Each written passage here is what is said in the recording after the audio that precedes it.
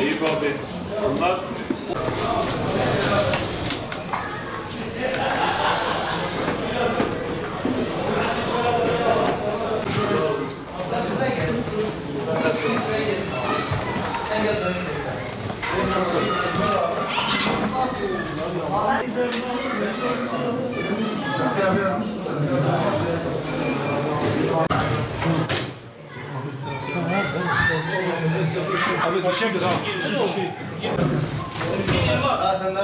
Bu Metin kimdir Metin?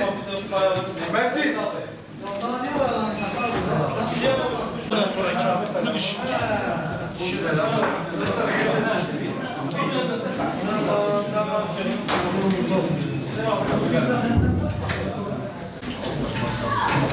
Kamera seni yakalayamamıştır.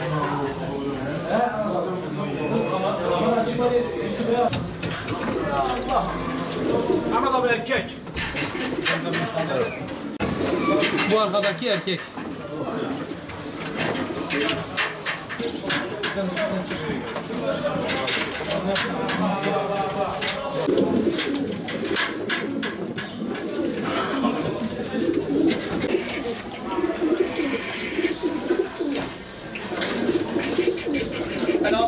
Federasyon aşağı yukarı 10 yıl, 15 yıla yakındır, 16 yıldır federasyon çalışmalarımız devam etmektedir. 16 yıla yakındır. Federasyon Türkiye, daha önce Türkiye'deki posta güvercinleri denilen bir şey yoktu. Federasyon 16 yıl önce, kurulduktan önce beri federasyon çok ileri bir seviyeye geldi. Federasyonun görevi nedir?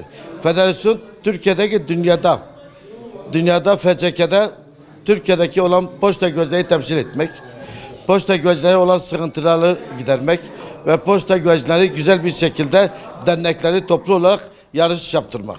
Federasyonun görevi budur. Bu posta güvercinlerinin ne yapıyorsunuz? Bu işleyişi aşama anlatır mısınız? Şimdi posta güvercinleri tarihte bugüne kadar Mezopotamya'da posta habercisi olarak kullanılıyordu. Daha önce İngilizlerin bu topraklara gelip de haberleşmeleri güzel burada olan ırkları götürüp kendileri çoğalttılar. Şimdi biz yeni kalkıyoruz, bu ırkları çoğaltmaya çalışıyoruz, yeni ıslah ediyoruz, yeni ıslah çıkarıyoruz.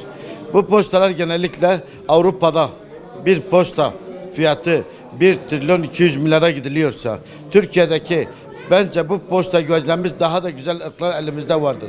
Güzel ırkları ıslah etmek için biz çalışıyoruz. Yeni dernekler kuruldu. Yeni üyeler birleşti. Yeni bu dernekler arasında bizim posta güvercin besleyenler daha bilinçli bir şekilde ayaklarına çip takarak, nüfus kimliklerini takarak bu şekilde yani yarışı daha bilinçli bir şekilde ıslaha geçtiler ve güzel yarışlar da yapıyorlar. Türkiye'de, dünyada her kuşun bir kimliği var. Kimlik de bu kuşun doğum tarihi yazar. 2018 ve bu kuşun numarası var, ayağında künyesi var. Bu Türkiye'de yalnız bir kişiye aittir. Bu numara kimlik halinde olan kimlik ve bu kimliği de numara olarak mesela internete girdiği zaman Diyarbakır bu numaraya girdiği zaman Diyarbakır'da Burhan arkadaşımıza kayıtlı olduğu belli olur bu kuş. Bu kuşun ayağındaki çip. Kuşu saldığımız zaman bu çip herkesin damında anten var. Bu kuş geldiği zaman anten okuduğu zaman dakika, saniye hepsi yazar. O kuşun dakikada kaç kilometre hız yaptığını yazar ve 1. midir, 17. midir, 20.dir diye o kuş belli eder. Şu anda bizim bugünkü Allah nasip ederse bu akşamki yarışımız Yozgat'tır. Yozgat'ın yarışında genellikle 11 saati 5 saatle 4,5 saat arasında kuşun Diyarbakır'a gelmesini bekliyoruz. Bir kazası olmazsa, bir belası olmazsa, bir avcılar vurmazsalar. Yani biz avcılarda tek ricamız kuşlarımızı vurmayın lütfen. Yani bizim kuşlara biz çok emek veriyoruz.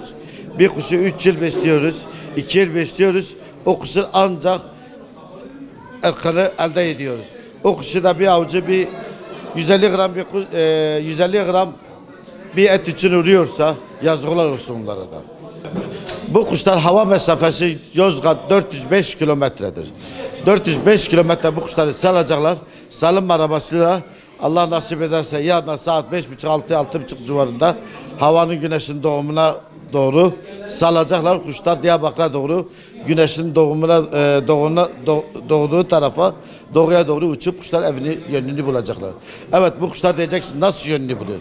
Bu kuşlar ilk salındığı zaman gökyüzünden güneşin içindeki ısınlarla hedefini ve doğu ve güneydoğu tarafını bulur.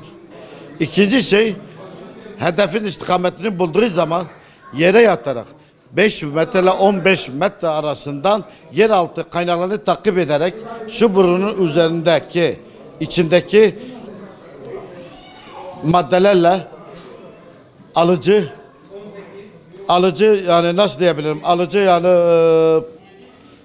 alıcı olan burnunun içindeki bu etin altındaki alıcı olan manyetliklerle yeraltı kaynaklarını takip ederek ve kendi evinin kümesine geliyor. Evine 600 kilometre kaldığı zaman evinin kokusunu tanır. O zaman koku alarak kendi evinin hangi istikamette, hangi evin arkasında, hangi metrede olduğunu bilir. Ona göre eve dalışa geçer. Diyarbakır'a elimizden geldiği kadar katkılardan bu posta sevgisini aşılamaya ve daha güzel bir yerlere getirmeye derneğimizle beraber başkanımız Hacı Said abiyle beraber kadrola beraber güzel bir yere getirmeye çalışacağız inşallah. 100'e yakın yarışçımız var. Yarışçı arkadaşlarımız var 100'e yakın şu anda. Bu dernek yeni kuruldu. 21 Diyarbakır Posta Derneği bu sene Diyarbakır'da yeni kuruldu. Daha önceki dernekler vardı. Biz onlardan ayrıldık. Yeni bir oluşum, yeni bir dernek ve daha güzel bir yerlere getirmek için güzel çalışmalar şu anda yapıyoruz yani Diyarbakır'da ve Güneydoğu bölgesinde. Bu şu anda yaptığımız bu çalışmalar hepsi hobidir. Hobiye yani hobi olarak yapıyoruz bu işi. Bu işi yapan hepsi gönüllen yapıyor. Hiçbir beklentisi, hiçbir para karşılığı, hiçbir şey olmadan hepsi gönüllen, zevklen, hobi amaçlı yapıyor bu işi. Güzel bir yarışımız da çıkıyor yani şu anda. Şu anda Diyarbakır'da müthiş bir merak var. Müthiş bir sevgi var güvercinlere. Bu son 10 yıldır, 15 yıldır posta güvercine daha bir merak sarıldı. Daha güzel beslenmeye başlandı. Daha sistemli, daha güzel, daha bakımlı beslenmeye başladı. Biz de güzel bir şekilde bu posta güvercinleri yarıştırmaya başladık ve bu yarıştırmaya çalışıyoruz da yani elimizden geldiği kadar. Diyarbakır'da 2006'dan beri bu yarışlar yapılmaya başladı.